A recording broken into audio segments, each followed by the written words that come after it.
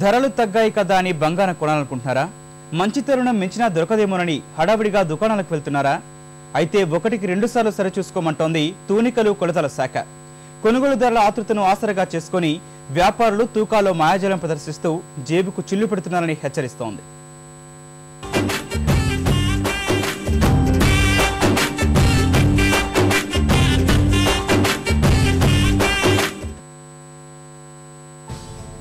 బంగారం ధర తగ్గడంతో కొన్ని రోజుల క్రితం కొనుగోలుదారులు దుకాణాలకు బారులు తీరారు.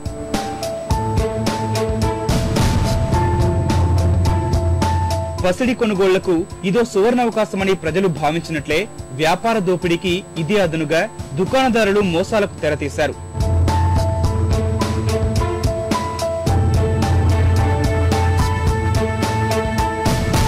ఇటీవలి కాలంలో తూనికలు కొలతల శాఖ రాష్ట్ర వ్యాప్తంగా నిర్వహించిన తనిఖీల్లో వ్యాపారుల మాయాజాలం వెలుగు చూసింది.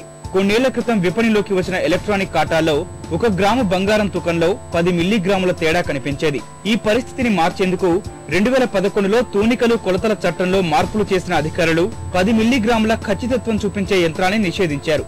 దోపిడీకి అలవాటు పడిన దుకాణదారులు చాలా చోట్ల నిషేధించిన తూనికల యంత్రాన్ని వినియోగించి మోసానికి పాల్పడుతున్నారని అధికారులు అంటున్నారు. ఇలా రాష్ట్ర వ్యాప్తంగా 75% దుకాణాల్లో కొనుగోలుదారులు మోసపోతున్నారని పేర్కొంటున్నారు.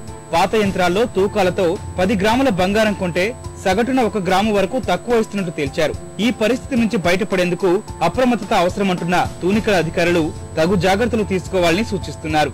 వినియోగదారులు మోసం చేసేందుకు ఎలక్ట్రానిక్ బ్యాలెన్స్ లోపల ఉన్న పైన తెలియపరిచిన కీ బటన్స్ ప్రెస్సింగ్ చేయడం వలన తూకంలో తేడా వచ్చేందుకు అవకాశం ఉంది.